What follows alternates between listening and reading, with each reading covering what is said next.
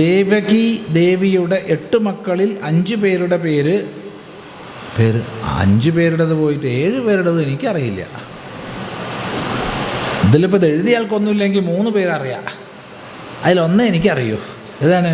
കീർത്തിമാൻ, ആദിപരാശക്തി, ശ്രീകൃഷ്ണ ഭഗവാൻ. അത് ശ്രീകൃഷ്ണൻ്റെത് എനിക്കറിയുള്ളൂ, മറ്റത് 7 അറിയില്ല. ഭഗവതിക്ക് പ്രത്യേകിച്ച് പേരുണ്ടോയെന്ന് അറിയില്ല. നാമകരണ സംസ്കാരം ചെയ്തിട്ടില്ല, അതിന് മുമ്പ് തന്നെ ഭഗവതി ആണ്ട് പൊങ്ങിപ്പോയതാ. അപ്പോൾ ശ്രീകൃഷ്ണൻ്റെ പേരേ അറിയുള്ളൂ. മറ്റാൾക്കാർക്കൊന്നും നാമകരണ സംസ്കാരം ചെയ്യണമെങ്കിൽ 10 ദിവസം കഴിയണ്ടേ, പ്രാണനൊന്ന് ഉറക്കണ്ടേ, അതിന് കംസം കാത്തിട്ടുണ്ടോ? അതുകൊണ്ട് പേരെനിക്കറിയില്ല കേട്ടോ. ആർക്കെങ്കിലും അറിയിച്ചാൽ പറയാം, അറിയാത്തതാ. എന്തായാലും 10 ദിവസം കഴിഞ്ഞിട്ട് പേരിട്ടാൽ മതി കേട്ടോ. ദേവകിയും വസുദേവരും നേരത്തെ തന്നെ ഇട്ടുവോ, അത് നമ്മൾ ഉത്തരവാദിയല്ല. സാമാന്യമായിട്ട് 10 ദിവസം കഴിഞ്ഞിട്ട് പേരിട്ടാൽ മതി. പ്രാണനൊന്ന് ഉറക്കട്ടെ, എന്നിട്ട് മതി പേര്. ഹിന്ദു എന്താ ജനിക്കുന്നതിന് മുമ്പേ പേരിടുന്നുണ്ട്. അത് കുറച്ചധികം പ്രസംഗം കിട്ടുമോ? ജനിക്കുന്നതിന് മുമ്പേ ഉണ്ട്, ജനിക്കുന്നതിന് മുമ്പേ ഉണ്ട്. ശരിയാ, അത് പറഞ്ഞാൽ 100% ശരിയാ. അത് വയ്യ, ജനിച്ചുകൊണ്ടുണ്ടെന്ന് പറയാൻ പറ്റില്ല. ഇപ്പം 10 ദിവസം കഴിഞ്ഞുണ്ടെന്ന് പറയാൻ പറ്റുമോ? ഇല്ല. എന്നാലും ഒരു സാമാന്യ വ്യവഹാരം ഉണ്ടല്ലോ. ഞാൻ ഇത്രാം തീയതി പ്രഭാഷണത്തിന് വരാട്ടോ എന്നൊക്കെ പറയണില്ലേ? അതുപോലെ നമുക്ക് അടുത്ത നിമിഷം ഉണ്ടാവുമെന്ന് പറയാനറിയോ? ഈ കൂട്ടത്തിൽ ആർക്കാ പറയുന്നത് വൈകുന്നേരം ഞാൻ ഉണ്ടാവും, അല്ലെങ്കിൽ സന്ധ്യയ്ക്ക് ഉണ്ടാവും, രാത്രി ഉണ്ടാവും, ആർക്കും പറയാൻ പറ്റില്ല. എന്നാലും ഒരു സാമാന്യ വ്യവഹാര ശൈലിയിലാണ് നമ്മൾ പറയണത്. അങ്ങനെ പറയണമെങ്കിൽ 10 ദിവസം കഴിയണം, എന്നാലേ പ്രാണൻ ഉറച്ചു എന്ന് പറയാൻ പറ്റൂ. ഇതുപോലെ പ്രാണൻ വിട്ടാലും 10 ദിവസം കഴിയണം. മനസ്സിലായില്ല? പ്രാണൻ വിട്ടാലും 10 ദിവസം കഴിയണം, എന്നാലേ പോയി എന്ന് പറയാൻ പറ്റൂ. എന്താ അങ്ങനെ പറഞ്ഞു വെച്ചാൽ ചിന്തിച്ചൂടാ. ഹിന്ദു ആചരിക്കേണ്ട ഷോഡശ സംസ്കാരങ്ങൾ എന്തൊക്കെയാണ്? ഭഗവാനെ, എന്തൊക്കെയാണെന്ന് പേര് പറയാൻ പറ്റും. വിസ്തരിച്ച് പറയണമെങ്കിൽ ഒരു 3 മണിക്കൂർ പ്രഭാഷണം വെച്ചോളൂ. എന്നാൽ പറയാം, ഒരു 3 മണിക്കൂർ. ഏതായാലും ഒന്ന് പറയാം, നമ്മളൊക്കെ സംസ്കാര സമ്പന്നരാവണം. സംസ്കാര സമ്പന്നരാവുന്നത് ഒരു അർദ്ധരാത്രിയിലോ ഒരു സുപ്രഭാതത്തിലോ അല്ല, മറിച്ച് ക്രമികമായ സംസ്കാരാദാന പ്രക്രിയയിലൂടെയാണ്. അതിന് നമുക്ക് 2ആയി തിരിക്കാമെന്ന് വെച്ചോളൂ.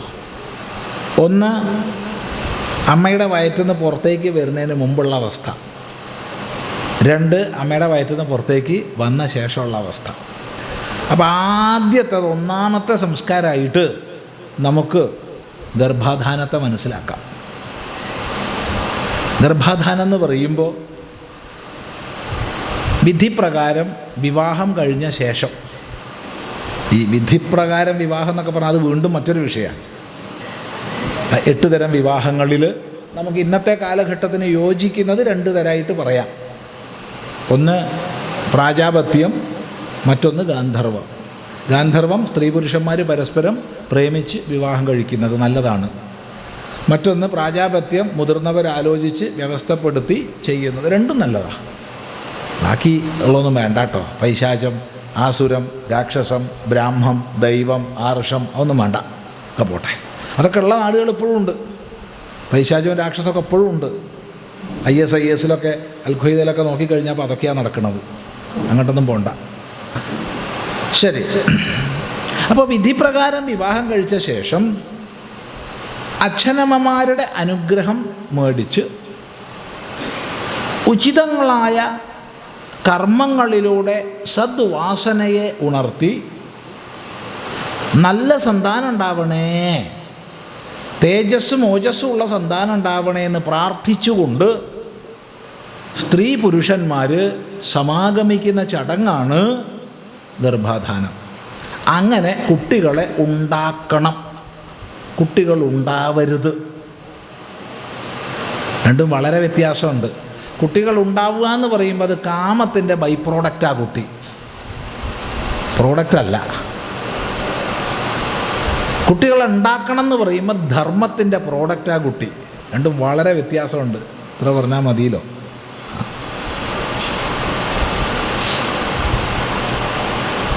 അങ്ങനെ ഗർഭചിഹ്നങ്ങളെ കണ്ടു കഴിഞ്ഞാൽ ഗർഭവികാസത്തിനും നാഡീവ്യവസ്ഥയുടെയും ബുദ്ധിയുടെയും വികാസത്തിനും ഉതകുന്ന ഔഷധങ്ങളെ ഗർഭിണി സേവിക്കുകയും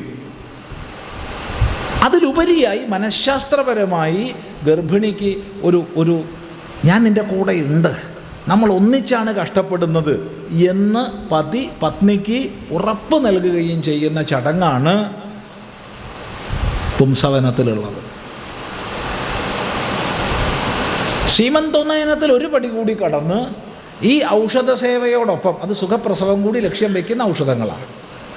കുട്ടിയുടെ തേജസ്സും ഓജസ്സും മാത്രമല്ല, സുഖപ്രസവം കൂടി ലക്ഷ്യം വയ്ക്കുന്ന, ഒപ്പത്തിനൊപ്പം കുട്ടിയുടെ മേധാശക്തി, നാഡീവ്യവസ്ഥയുടെ ആരോഗ്യം എല്ലാം ലക്ഷ്യം വയ്ക്കുന്ന ഔഷധ സേവ. അതോടൊപ്പം നാം ഗർഭം ധരിക്കുന്നു എന്നാണ് നേരത്തെ പുംസവനത്തിലെ മന്ത്രം. ഇത് ഞാൻ ഗർഭം ധരിക്കുന്നു എന്ന് പതി പറയണം. അത് നൽകുന്ന മനഃശാസ്ത്രപരമായൊരു തലം ആലോചിച്ച് നോക്കൂ. കാരണം ഗർഭത്തിൻ്റെ ക്ലേശങ്ങൾ അനുഭവിച്ച് ഒറ്റപ്പെടലിൻ്റെ നൊമ്പരം ഒരിക്കലും ഗർഭിണിക്ക് ഉണ്ടാവരുത്. അവൾക്ക് എപ്പോഴും ഒരു താങ്ങും തണലും സപ്പോർട്ടുമായിട്ട് കൂടെ ഉണ്ടാവണം. അങ്ങനെ മനഃശാസ്ത്രപരമായി ശാന്തിയും സമാധാനവും ഗർഭിണിക്ക് അനുഭവിക്കാൻ കഴിഞ്ഞാലേ കുഞ്ഞ് നന്നായി വരും. അങ്ങനെ ഗർഭാധാനം കഴിഞ്ഞാൽ പുംസവനവും സീമന്തോന്നയനവും യഥാക്രമം 2, 4 അഥവാ 6 തുടങ്ങിയ മാസങ്ങളിൽ ചെയ്ത് അനന്തരം പ്രസവ ചിഹ്നങ്ങൾ കണ്ടു കഴിഞ്ഞാൽ, പ്രസവ ചിഹ്നങ്ങൾ അറിയാമല്ലോ, പറയേണ്ട ആവശ്യമില്ലല്ലോ, ഏകദേശം വയറൊക്കെ നോക്കിയാൽ മനസ്സിലാവും. ഇന്നാണെച്ചാൽ എളുപ്പമാണ്, പല ടെക്നിക്കും പുതിയതുണ്ട്. അപ്പോൾ പ്രസവ ചിഹ്നങ്ങൾ കണ്ടു കഴിഞ്ഞാൽ വീട്ടിൽ വെച്ച് ജാതകർമ്മത്തിനുചിതമായ അഗ്നിഹോത്രം ചെയ്യണം. അതിന് വിശേഷപ്പെട്ട ഔഷധങ്ങളുണ്ട്. അന്തരീക്ഷം മുഴുവൻ പരിശുദ്ധമാക്കുന്ന അണുനാശകങ്ങളായിരിക്കുന്ന ഔഷധങ്ങളാണ് ഉപയോഗിക്കുന്നത്. ആ ഹോമം ചെയ്ത ശേഷം അല്പം തീർത്ഥം മാറ്റിവെക്കും. പ്രസവം കഴിഞ്ഞ ഉടനെ പൊക്കിൾക്കൊടിബന്ധം ഛേദിച്ച ശേഷം ശരീരം ശുദ്ധമാക്കുന്നതിന് മുമ്പ് കുഞ്ഞിനെ അച്ഛൻ്റെ കയ്യിൽ കൊടുത്ത് അച്ഛൻ കുഞ്ഞിൻ്റെ ചെവിയിൽ പ്രണവം ഉപദേശിക്കുന്ന ഓം. പിന്നെ മന്ത്രങ്ങൾക്ക് വ്യത്യാസമുണ്ട്. ചില ശാഖകളിൽ വേദോസി എന്നാണ് പറയുക. വേദോസി, നീ ജ്ഞാനമാകുന്നു എന്ന്. അനന്തരം നേരത്തെ വെച്ച തീർത്ഥത്തിൽ നിന്ന് അല്പമെടുത്ത് വലത്തെ മുല കഴുകി കുഞ്ഞിന് അല്പം കൊടുക്കുക. പിന്നെ ഇടത്തെ മുല കഴുകി അല്പം കൊടുക്കുക. ഇത്രയും ചെയ്താൽ ജാതകർമ്മമായി.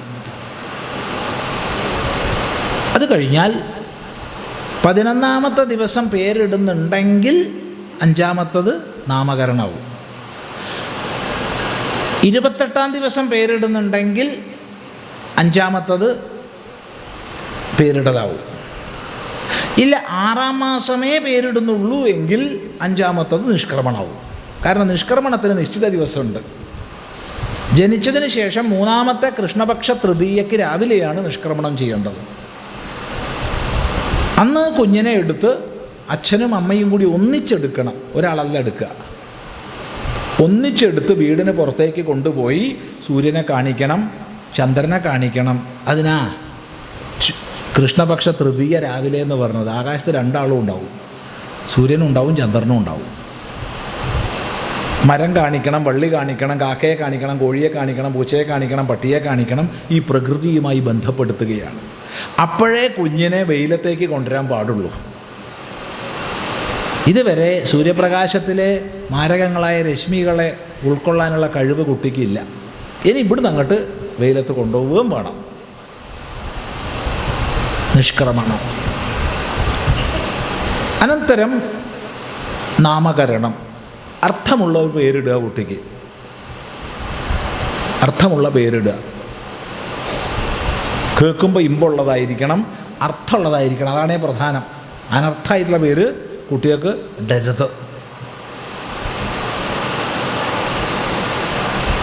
കഴിഞ്ഞാൽ 6-ാം മാസത്തിൽ അന്നപ്രാശം, ചോറൂണ്. ഇതിൽ ഈ 2 ചടങ്ങിനും, അതായത് പേരിടലിനും ചോറൂണിനും ഒരു വിശേഷമുണ്ട്. എന്താ വിശേഷം വെച്ചാൽ, ആ ഗ്രാമത്തിലുള്ള അല്ലെങ്കിൽ പരിസരത്തിലുള്ള വൃദ്ധന്മാരെയൊക്കെ വിളിച്ചു വരുത്തണം. വൃദ്ധന്മാരെന്ന് പറഞ്ഞാൽ വയോവൃദ്ധന്മാർ, ജ്ഞാനവൃദ്ധന്മാർ, തപോവൃദ്ധന്മാർ, ശീലവൃദ്ധന്മാർ. ഈ വൃദ്ധന്മാരൊക്കെ അനുഗ്രഹിക്കണം കുഞ്ഞിനെ. അത് വളരെ പ്രധാനമാണ്. ഇതെല്ലാ സംസ്കാരങ്ങൾക്കും ഇത് വേണ്ട. നാമകരണത്തിനും ചോറൂണിനും നിർബന്ധ. എല്ലാവരും കുഞ്ഞിനെ അനുഗ്രഹിക്കണം.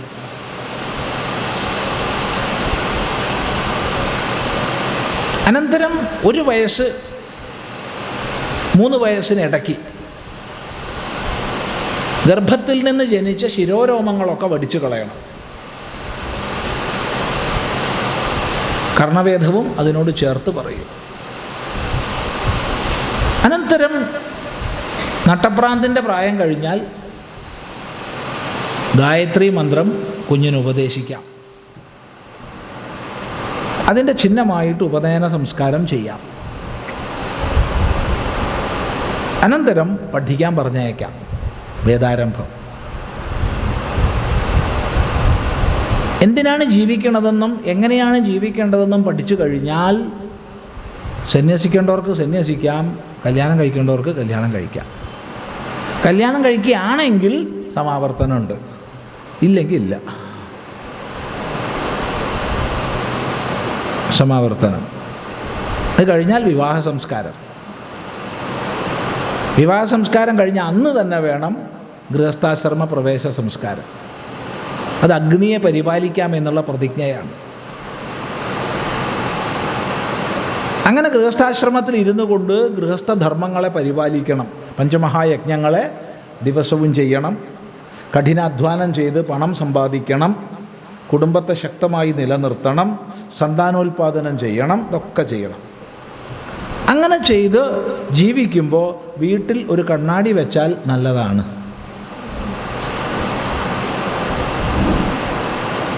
കണ്ണാടി എന്തിനാ? നോക്കാൻ. ജരാനര ബാധിച്ചോ? മറച്ചു വെക്കാൻ നോക്കരുത്. മറച്ചു വെച്ചിട്ട് കാര്യമില്ല. ഗോദ്രേജ് അല്ല, അതിനപ്പുറത്തുള്ള ആൾ വന്നിട്ട് ഒരു കാര്യവുമില്ല. തൽക്കാലത്തേക്കേ മറച്ചു വെക്കാൻ കഴിയും. 2 ദിവസം പൂശിയിട്ടില്ല വെച്ചാൽ വിവരം അറിയും. ആകെ മനസ്സ് തളർന്നു പോകും. അതിനേക്കാൾ നല്ലത് മാറ്റങ്ങളെ നമുക്ക് സ്വീകരിച്ചൂടെ? വന്നൊരു ഉദിച്ചാൽ അസ്തമിക്കണ്ടേ? ആവാഹനം ചെയ്താൽ വിസർജിക്കണ്ടേ? ജനിച്ചാൽ മരിക്കണ്ടേ? പെട്ടെന്ന് അങ്ങോട്ട് പോകേണ്ടി വന്നാൽ വിഷമല്ലേ? അതിനേക്കാൾ നല്ലതൊന്ന് പ്രിപ്പയർഡ് ആയിക്കൂടെ?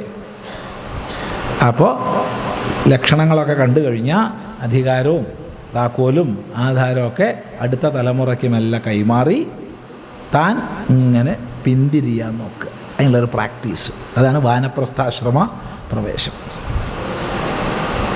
പിന്നീട് തീർത്തും ഈ ശരീരബോധത്തിൽ നിന്ന് തന്നെ വേർപെടുത്താനുള്ള സാധനകളിൽ വ്യാപരിക്കുക. അതാണ് സന്യാസം. ഇങ്ങനെ 15 സംസ്കാരങ്ങൾ. 16ാമത്തെ പറയണ്ടല്ലോ. ഏതാ? അന്ത്യേഷ്ടി. ശരി, ഓരോന്നും വിസ്തരിച്ച് പറയണമെങ്കിൽ ഒരു